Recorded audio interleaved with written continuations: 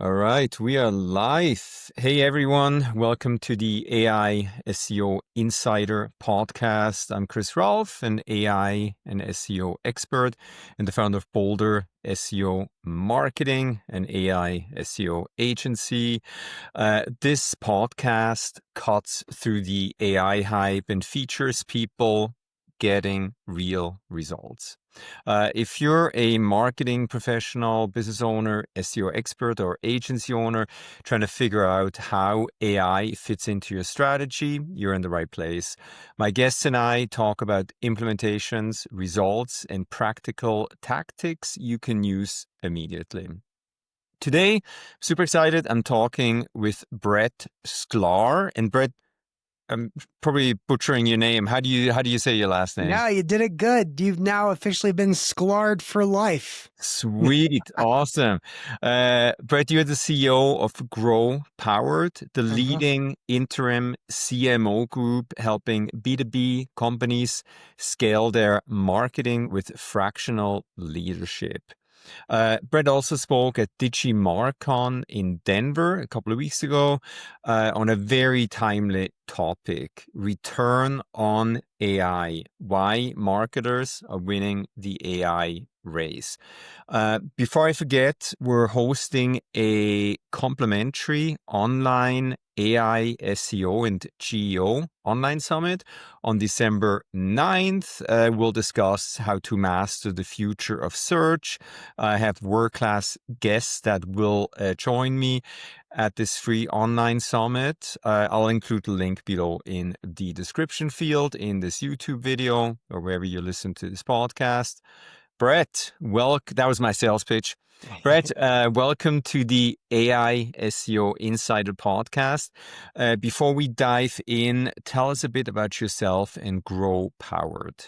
Yeah, absolutely. So, I'll start out that saying that I was born as a child. No, we're not going to go that far back. But the important thing is that I understand and have learned a lot about not only marketing, but what people perceive marketing as. And I early on had started an agency focused on B2B technology companies called Market Creation Group. And I started it in 2005 and then sold it in 2019, actually a fun and decent exit to a private equity firm. So I learned a lot about marketing and how to really serve our clients well from then. But after I sold that and tried to figure out what I wanted to be next when I grew up, I really identified that a lot of people were looking for and interested in the world of fractional and interim CMOs for a variety of reasons, either to put somebody in place while somebody might be out on leave, or there's a transition taking place and people wanted to take their time to find the perfect full-time candidate, or just for various reasons they just weren't big enough for a full-time CMO but needed that CMO like thinking. And so I started Grow Powered right around the end of 2020, early 2021. And we are now at 30 fractional CMOs that are part of the team. And we work across 57 different clients. Awesome. And the website is growpowered.com. Also, we're going to put that below into the description field section of this YouTube video. All right, Brett, let's get into it. What stuck with me from one of the things that stuck with me from your presentation at DigiMarcon, you said 147 movies have conditioned us to fear AI since 1927. So I've been doing SEO for nearly 30 years, and I'm watching businesses freeze up right now when they should be moving fast. What's the actual difference between CEOs who are overcoming that fear versus those who are stuck in analysis paralysis? Yeah, so you hit it on the head. We have been conditioned to fear AI because of Hollywood. And as you mentioned, in 1927, the first movie that ever really introduced humans to the concept of AI was a movie called Metropolis. And since then, we've got James Cameron who brought us the Terminator and all those other Terminators and the different Matrix movies. And, again, a total of about 147 movies have come out to scare the crap out of us when it comes to AI. So then you get into the business world and you say, okay, what does that really look like? Well, it's interesting. I do a lot of analysis about what people say about AI, what people versus what people do about AI. And really interesting because a majority of the larger tech firms, and we're kind of getting off topic, but I think this is interesting and something that I connected a lot of dots with recently. But a lot of tech companies are talking about how they're using AI, how they're, augmenting staff with AI, or they're reducing, headcount because of AI. And the press releases and the newscasts with the CEOs or the head of HR is all over the place. But where they're not talking about their use of AI is in their annual and their quarterly reports. Nothing is being said about how AI is helping be more efficient. So I think it's a lot of hype right now that it's replacing people. But the big thing that I see, and back to your question about sort of CEOs' perception and the fear, there is a lot of pressure on CEOs, especially tech companies, but everywhere, to be looking at, how AI can be, helping or augmenting. And what I found is the companies that are successful in implementing and deploying AI initiatives, which, by the way, MIT came out with a report recently that said that 95% of all generative AI pilots are failing. What? Wow. 95% of all generative AI pilots are failing. And it's a no duh event for me. It's a nothing burger of data for me because I see it all the time. CEOs are being pushed into AI, whether it's by board of directors or investors or peer pressure of some kind. They're not implementing really solid training for how to think about, how to prompt, how to, which types of AI solutions are a good fit for quick fixes versus which ones are more for long-term sustainable, gains. And so everybody's just sort of being thrown into the fire. They're getting way ahead of their skis. That's a term we use here Yeah. in Colorado. When you think you're a better skier than you actually are, next thing you know is you're flopping and doing something called a yard sale, where you basically just, splat into the snow when you're not quite as good at skiing as you should be. And so I think we're running into a lot of that, getting ahead of our skis. Where I am seeing a lot of success in deployments is when companies are embracing the fear of AI. They're embracing the fact that employees are scared that they're going to be replaced. The managers and the leaders are embracing the fact that they think that some of their employees might know a lot more about AI than they do. And then the CEOs are embracing the fact that there is a lot of unknown and there's going to be a lot of of um, of stuff left on the side of the road of AI initiatives that are tried and failed. And that spirit of experimentation, that spirit of being very agile, when that's there, we're seeing that fear take a backseat to, better productivity, to starting to see those returns on AI that we talked about. Awesome. From speaking very often at conferences, what I noticed, and please confirm or deny if I'm wrong. Well, so what I noticed is smaller companies like our size, were a little bit less than 20 people, were so agile, right? Mhm. Right after ChatGPT came out, I spent 6 days prompt engineering, and I took those prompts to my business partner, our COO, who's technical, ran a web design agency for 20 years. And I said, hey, Daniel, build me an AI agent that does this, right?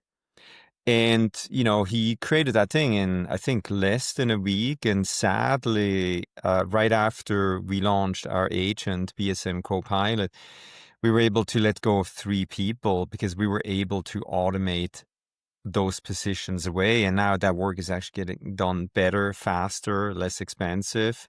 Mhm. Is that what you see out there? Like I was so agile again, like sorry, this week we're working on creating all these AI bodies for every employee, every function that we do. We're having an AI, right? Yep. And I already see in my head our productivity is going to go up so dramatically. Is that correct? What I'm seeing, my assumption here? Gosh, you are not only are you correct, but you're hitting on something that I, train my team to do when we come into an engagement and we're looking at ways to, figure out the expenses and figure out the investments and where they need to be, investing more. We hit a lot of resistance with SEO companies. Yeah. I think it's less so now, but a lot of resistance when we brought up the term GEO or AEO. The response was, well, it's all the same as SEO. So as long as we keep doing the same SEO principles, we'll be fine. And then I go back and I say, well, okay, well, here's been the monthly invoice that you've sent for the last, year or so. And it's, let's just say for round numbers, it's $5,000 a month. And then I go and I say, well, are you using AI in your business as an SEO company? And initially it was no, no, no, we don't use AI. Like, don't be silly. We would not use AI. Humans do it better. And I would go back and I would have my CMOs go back and challenge that and say, well, if this thing can do all these things and can make things more efficient and actually help write better SEO and help target towards AEO or GEO, what is why aren't we, looking at using AI? Number one. And number two is if you as an SEO company are using AI a lot more, which kudos that you are, I'm guessing that your efficiency is a lot better. And so therefore, you have an opportunity, SEO company, to actually pass those savings on to the clients and actually establish a much better relationship with your clients saying, look, we're partners and I found a lot of efficiencies and I want to pass those savings on to you. So I am seeing that. I am probably the bad guy or the villain, unfortunately, saying that when we're looking at budgets, we're looking at companies that are whether they're doing a good job or not, are they using AI to help them build a more effective company, and then also are they being a good partner to their clients and helping pass those savings along? But I am seeing, back to your point, I am seeing the conversation, and that's where we're coaching. Because I do have a second business as well that I call AI First Leadership. And it's mostly me and a couple of virtual assistants and about 16 different AI agents that we use to help companies manage the process of AI adoption.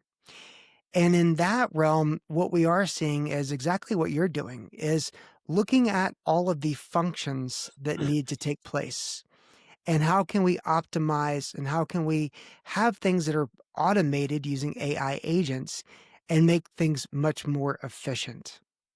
An example I love to give is, and you might remember this from my talk, but I talked about the CEO of Fiverr, right? The company that, $5 you can get a logo, $100 you can get a landing page, and for, $300 you can get an entire website. And the CEO said something that I think is what we're all starting to adopt now, which is, a lot of the easy tasks, a lot of the simple tasks and simple activities, they're getting automated and they're wiping out the need for the people that do the simple, repetitive things. But the hard tasks are now becoming the easy tasks. And that's where we can start becoming better thinkers for our clients. We can become better thinkers for our employers. We can become better thinkers for our teams. But then the last thing he said was, the other thing that's really going on here is that with generative AI, the tasks that we thought were impossible to do, even with a small team, are not only possible, but doable. And in my mind, that means that there is a new leveling of competitive capability. It's not in the number of people that you have. And like you said, you've got 20 people. I bet you, I guarantee you, you can outflank companies that are 100 employees, 200 employees, 500 employees, and you could probably grow faster than them and steal their mind share which translates into stealing their market share overnight because you are adaptive, you are agile, and you're willing to introduce new things, even if they're a little bit risky. Completely agree. So luckily, as I've been doing this for 30 years, this AI SEO thing, right? I was one of the early adopters. Like 2 months after ChatGPT launched, I gave a webinar for a European language association on how AI is going to impact global digital marketing, multilingual marketing, right? So I went online YouTube and I watched, I think, 120 hours of what's available. And then it was like, oh, I get it. Yeah, we're going to be an AI SEO agency. We're going to completely change our business model, right? That's when I did the prompt engineering, like, hey, let's do this, right? So I completely agree with you. I think this is a tremendous opportunity for smaller agencies, like younger people, older people like us, right? I get Yeah. it. I mean, this is a gold mine, and I think we struck gold. People that think like us, I mean, the sky is the limit. Every day I get up, I cannot wait to get up. I'm so excited. I have so many ideas oh my God, what's next, right? Yeah. Are you the same? Like, how do you deal with this? I mean, Oh man, I tell you, I am very much the same where I get yeah, excited. First of all, you know, I've probably put somewhere around the same amount of hours into YouTube as you have to sort of see the new tips, the new tricks, the new hacks. yeah, When you see ChatGPT 5 come out, or you see something within Copilot, or you see Nano Bananas come out from, yeah. Google, all of a sudden you're wanting to play with that a little bit. Or even what is the opportunity using the Sora social app, to help businesses really create a new channel of connectivity to their intended target customer base. Um, I think that we, as of course, you and I are both business leaders, but we're also, we have the adult side of us, which is the business leader. We've got the frosted side kid in us, which is the marketers. Yeah. Um, and marketers are, and that was kind of the point of my talk where you and I got to spend some time together. The point of my talk was that marketers are the leaders of this. And it's this my rallying cry was, don't waste this big opportunity you've got as a marketer as a way that you think. Marketers tend to think outside the box. Marketers tend to want to be able to push things. Marketers tend to be more willing to take risks. And I see that when I look at the return on AI department by department. And Chris, I'll send you the slide that sort of shows this so Mhm. that we could share. But we've got HR being at about 1.5x as far as productivity gains from AI. Operations in general across a lot of different industries, 1.4x. Sales at 1.9x, and that's because a lot of the tools that have the AI built into it. But then you've got marketing at the top of the stack at 2.8 times productivity because of deployment of generative AI. So it's the marketing brain, it's that frosted side kid in us that really gets to adopt it and embrace it. Back to another, I want to sort of circle back for a second because we're talking about the CEOs and the organizations today, and I've been working with a lot of clients on AI adoption. There's one thing that I see time and time again, that when it happens, I know I have failed in helping a company with AI adoption. And it's when the CEO says, uh, go work with my IT department on Yeah. this. And there is no, there's no, I don't have an issue with IT departments. I don't have issue with IT people. I have issue with the CEOs that think that this is a technology project. It is the world's biggest transformation engine we have ever seen. And the job of the IT department is to mitigate risk. The job of the IT department is to develop control and stability within an organization. And AI is kind of the antichrist of that, right? AI is all about experimentation, all about trying new things, all about trying to find the ways to lever growth, with the existing resources you've got, or dialing back resources. So when I have a CEO say, go talk to my IT department, first thing I say is, you didn't read my book. You didn't hear my guidance. The second thing I say is, that sounds good. We're just going to go ahead and mark this as a failure. That was actually, so that was one of my questions. That was one of the things that really stood out, which to me, it totally made sense, right? Is that a certain size of company that where they send you to the IT department and then like, how do you deal with it? How do you, let's say you agree to deal with the IT. Like, what do you do? Do you actually accept that challenge? And how do you manage that challenge? And does it succeed? I've had it depends on the IT person, Yeah. and the CEO. So a lot, a lot of times it feels like I'm being, we're playing the game of hot potato. So the CEO will say, well, this is a very important initiative to us. Our IT person's been doing a lot of research. I want you to go, spend some time with our IT person. So I will. And I'll find out, is this an IT person by process, or is this more of a technology person that's looking for innovation? And so whether, regardless of their title, I think of them as IT versus technology. When the technology person's involved, they tend to want to push back to the CEO to make sure that the CEO is involved and that he or she is not only in support of this, but is one of the champions that helps communicate the mission across the entire company. And that's great. When it's an IT person and they're really saying, well, we have to minimize our risk and really just take a controlled stance, or let's just do full stop on everything AI until we have 100% control of it. That's when I say this is a time to either give a complete refund, or just, pause things until something different can happen. Okay, so actually, so your presentation and Lisa Adams, Mhm. she is actually also local here. She Yeah. in Lafayette, man. So those two presentations for me was like the biggest takeaway from Digimarca. It's actually changed. Like I met with my business partner the next day. I'm like, hey, we're behind. We actually need to do more right now. So honestly, for me, it was like the absolute like wake up call. So I'm very thankful that we connected. Do you see that sense of urgency? I mean, are you guys doing really well? I mean, I see the need 100%, right? Like how is that going for you guys right now? Yeah, it's interesting. It's gone better than I thought it would as Yeah, far as growth and opportunities. Um, and part of that is, and by the way, I love Lisa Adams. She and yeah. I have collaborated before, with my marketing agency. She was actually one of my clients for a while. And then when she left, she actually did some consulting work under my business for a while. So I love Lisa.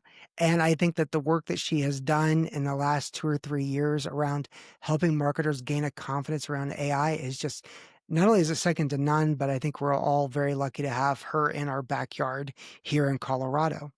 Um, and I apologize. I kind of forgot your question because I was, so excited that Lisa was one of the I top. mean, do you see people like me that, really have freaked out? Like we think we're behind already. I think we're doing well. I think we're way ahead of the curve. But Yeah. how is business going for you guys right now? Are people getting it? Are they reaching out to you? Yeah. Yeah. So we're getting a lot of traction. We're getting a lot of response. I launched a book in July. Hmm. It was called AI Without the BS, the CEO's playbook for actually getting AI right. And the conversation there is not about a technology, but more about how do you get organizational readiness. And so I believe what people are responding to, and the reason why I think we're getting a lot of good activity that we hopefully, will turn into good results, is we're talking about this as shifting the mindset of the organization. One of the key concepts in the book is AIQ. So how do you get the AI IQ up for every single employee in an organization? And it doesn't matter if they're a truck driver, it doesn't matter if they are a factory line worker, or if they're a corporate person sitting in an office in front of a computer all the time. the more comfort and the more confidence that the entire set of individuals that make up a company can have, the more likely they are to adopt new innovation more quickly. And so the reason why I think we're seeing success on our part is we help deploy the framework to build the AIQ, or the AI IQ of the organization, number one. And then number two is we actually help companies figure out who is generation AI. The people that are really, really doubling down on this understand how to prompt, understand how to ask questions really well, and typically it's younger, it's the younger generation, but it can also be, the people like us who are starting to show the silvers in our hair. But it's a mindset of, are you willing to think about solving problems in an AI first kind of way, or are you able to ask much better questions to the generative AI tools, or not feel limited in the mindset of what generative AI tools can do for you? So because we focus on AIQ, which helps the organization, up their AI game, and we focus on helping find generation AI employees, whether they're internal or external, I think it's having a positive impact. And our customer base, which are largely PE-backed companies, companies are a couple hundred employees to, a couple of thousand, or tens of thousands of employees. We're really starting to see a lot of response, especially because one of the first things we do is we help build either a center of excellence with a small team of people from inside, cross departmental team, or we call it a center of excellence, or we call it the steering committee. But really getting a handful of people, no less than three, no more than about six, to help build the excitement, energy, and mental infrastructure to take on any AI and to embrace AI to help solve bigger problems. So we now, as part of our SEO services offerings, we're now implementing AI at our customers, such as, virtual DEMs, right? Virtual bodies, because they need it, because we need it to help them. Mhm.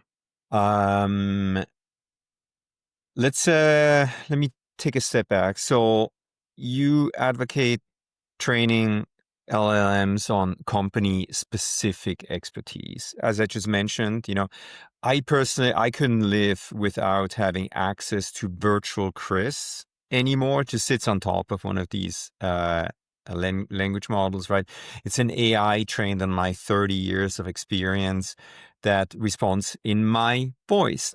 But here's my concern. EEAT, experience, expertise, authoritativeness, trustworthiness. Like one of the most important ranking signals now in the age of AI requires human expertise, not AI outputs, right? It's a fine line. Where's the line between efficiency and authenticity? Between efficiency and authenticity. How do you deal with that? Yeah, it's funny you mention that. As I mentioned, and as you know, I do a lot of public speaking. Yeah. And one of the recent things I did was I ran a session to a group of about 100 speakers on, you know, how to use AI to help you with your speaking business. And the number one thing I think that we have to do is train exactly what you said. You have spent so much time and invest a lot of your time and a lot of your data in training, AI Chris to think like you, to decide like you, to make things be, to support your voice and your vision. The one thing, if you sort of said, hey, how can we make sure that we're maintaining that authenticity, that authority, is you never let anything go out the door unless you have taken a look at it. So it's the I have this 10-step roadmap I use in AI adoption with clients. And number two is, or sorry, number nine, so at the other end of the next to last, is trust but verify. And that's an old saying from the internet security days. But It's basically, you know, trust it to a point. But when it comes time to bring something live or to send that important email or to build a presentation for you, you still have to put your own eyeballs and your own thought process into it, irregardless of how much you've trained your, LLM. So I don't know if you were there for my presentation. Basically, what I did, so we trained virtual Chris. That thing knows more than I do, right? Because it has all the information wherever I speak, etc., loaded into it. Then Mhm. I spent 2 days prompt engineering on how to take a transcript like the one that we're creating now, right? Or a sales call transcript, and it turns that into a blog post article for very specific keywords. There's a lot of other companies out there that have exactly the same problems, right? And obviously, I'm an SEO expert, right? So I tell it, hey, make sure it adheres to this, this, this, and this. I get content to rank in less than 24 hours on page one. 100% AI generated. Well, I still go through the content, edit it, make tweaks here and there. But it is AI generated by Virtual Chris, but it is like created by me. Yeah. So it's so powerful, right? Yeah. It's so extremely powerful. I mean, I'll tell you, like, so people ask me, you know, when you write a book about AI, they ask you, well, did you use AI to write your book? And I said, well, sort of. Here's what I did. I have uploaded years and years and years of my content. Every time I go and speak, I either record it on video or I record it using that Plod note pen Yeah. device or some other recording device. And so I have trained my LLM with similar to you, 30-ish years of me. And then, the more recent in the last 18 months where I've been doing, a lot of speaking, especially to CEO groups, I have when I went to sit down to write my book, I basically said, you have all this information. Here's what I'm looking to do. I want to speak to CEOs and business leaders, which means I want to make it very simple and very quick to read because they have so much, excuse me, so much other things going on in their lives. So let's write it at a sixth grade reading level because CEOs will actually, take the time to read it if it's a quick read. Um, then I said, here's the outline I want to have. Here's the key takeaways of each chapter I want to have. Help me write this. And I said, I want you to be the world's greatest ghostwriter for helping people, speak to CEOs. And it helped me. And it did a great job of it. And then I kept rewriting and rewriting and editing it. Then I went to a different an AI GPT. And this one was trained to be the world's greatest book publisher. And I said, okay, now that we have the book and we have the draft, I want you to read it and tell me what's going to make it really popular. And so then it suggested a lot of things. And so I took the input from the two different AI agents I was using to put it all together. Yeah, so I think a very good point that you're making here. I mean, this stuff is not rocket science. It's not overly complicated, right? I'm not extremely technical, nor am I the smartest person, in this space. But it's totally doable, right? And I think a lot of people are scared by AI, what we initially talked about at the beginning of this. So I think hopefully a good takeaway for people out here is like just like show up first, right? Get something going. It really is not that hard. Let's already running out of time here, but I have so many more questions. Let me quickly take a look. Okay, why don't we quickly talk about so you in your presentation you mentioned tracking pipeline velocity and deal closure rates as new marketing metrics. Yep. So I love this because we've seen clients where traffic decreased, right? All the answers are now in AI overviews, but conversions went actually up. AI Yep. overviews filter out tire kickers. Yep. How are you getting CFOs to embrace these velocity metrics instead of traditional MQL, SQL funnels? Yeah. So, it's funny that you mentioned the CFOs because I've recently had a couple of conversations with the CFOs who tend to have the least amount of confidence in marketing departments anyway. Yeah. And so I come in less of an advisor and more of a, a coach or a corporate therapist, what it feels like a lot of times. And I'm sure you probably feel the same Yeah. too. And I say, hey, we have a once in a lifetime opportunity to relook at what success looks like. And let's begin with the end in mind. Let's take your ICPs, your personas, the people who are buying, which by the way, CFOs don't really know what an ICP or a persona is. And that's okay. It's not their job. But we say, let's start with the end in mind. And the reason why we built SQLs and the reason why we built MQLs is actually because of the fact that, you know, I just actually did a blog or a YouTube video on this. I'd love to send your way. But I talked about the fact that, you know, marketing, originally was TV ads and it was, how much of a microphone you have to get the word out about your company or your brand.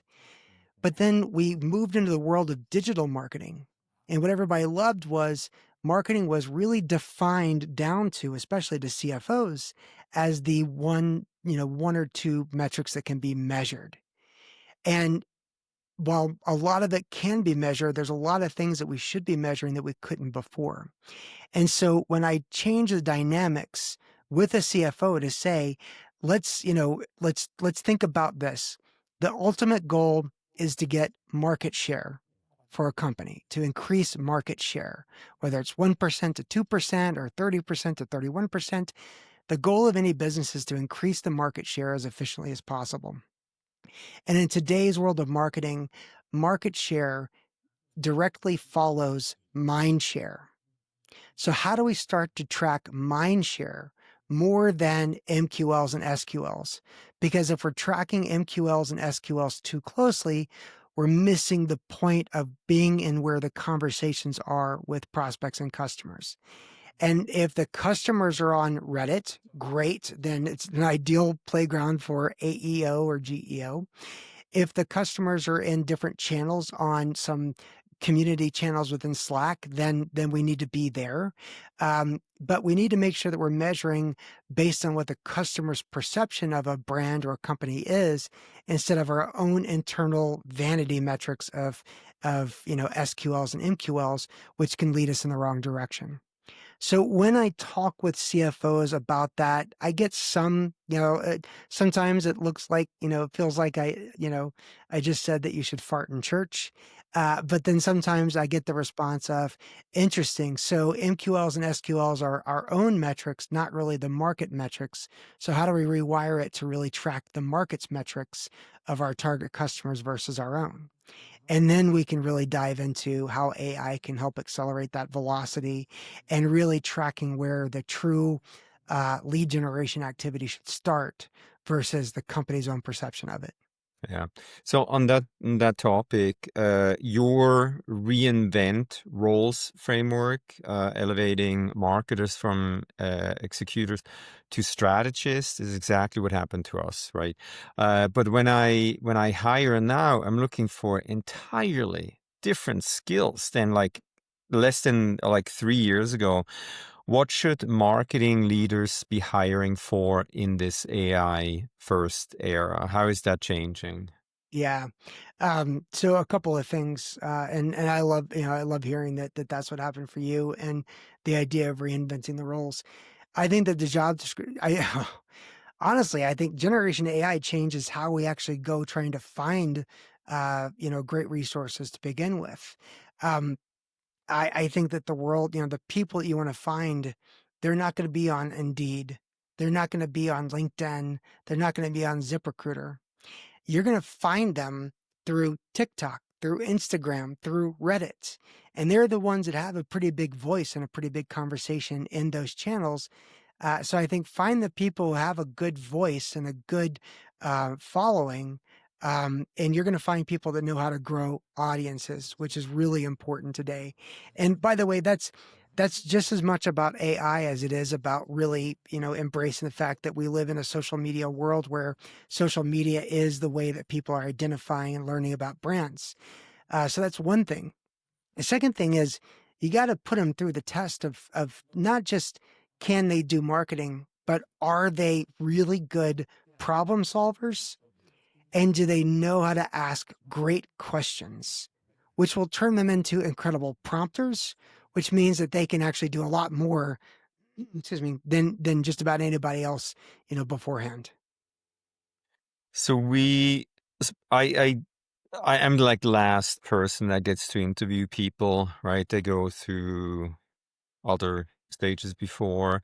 At that point, I don't think I ever ask for, if they have a GPA or like what is the GPA or anything like that. To me, it's just like hands on. Okay, explain to me, how do you do this? What kind of prompt engineering do you do? It's just hands on experience. I'm actually make them show me right there. It's like share your screen, show Yep. me. And Yep. that to me, that's proof in the pudding. And I think that hiring or landing jobs in this AI era is going to be completely different than 2, 3, 4 years ago. So, Very much so. And uh, hopefully when you're yeah, looking at people and having them share their screen, you're also seeing that they have a long list of chat history, yeah, which proves that they're actually using this on a very regular basis. absolutely, absolutely. That's a good tip.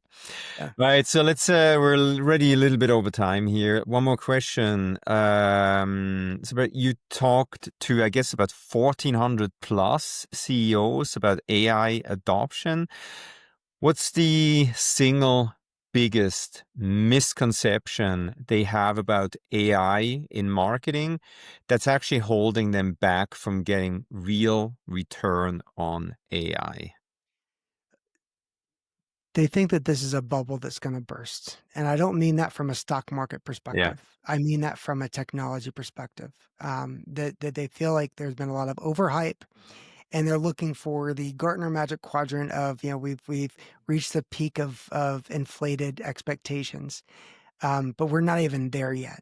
So for me, it is that they think that this is something that will settle down soon or will calm down soon, and I think that's the absolute wrong way to look at it. So that's what I think is holding back most CEOs. awesome. Brett, this has been incredibly valuable. Are you open for business? Who do you like to work with? And then where can people find you and grow powered if they want to learn more about implementing AI without the BS? Yeah, thank you. So, first of all, check out my book. It's pretty cheap. I think it's like $14 on Amazon, or, you can download the Kindle edition, AI Without the BS. Funny story. There was somebody else that just launched a book called AI Without the BS, and I had that one taken off of Amazon for obvious reasons. Nice. Um, but that one can give you a good feel for my thought process and the procedures that I'm building for companies. And if that aligns, great, let's talk. Brett at growpowered.com. Couldn't be any more simple than that. Just Brett at growpowered.com. And then I'm always on LinkedIn, for more time than I should be each day. So if you want to reach out to me, hit me up there. Those are the best ways to get a hold of me. As far as the companies I work with, I really like to work with mid-market companies. Not too big, not too small, just right. Somewhere between like maybe 50 plus employees, all the way up to 25 to 30,000 employees. Putting a lot of processes in place, putting a steering committee in place, and then helping them really elevate the comfort, confidence, and knowledge of generative AI as a company, not just as some single initiative. Awesome. Thank you so much, Brett.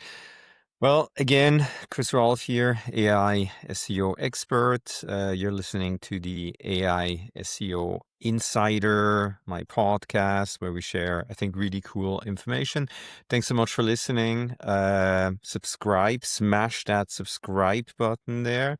And then, yeah, join us again next time. Brett, thank you so much. I had a blast talking with you. Thank you, Chris. I Thank did you. too.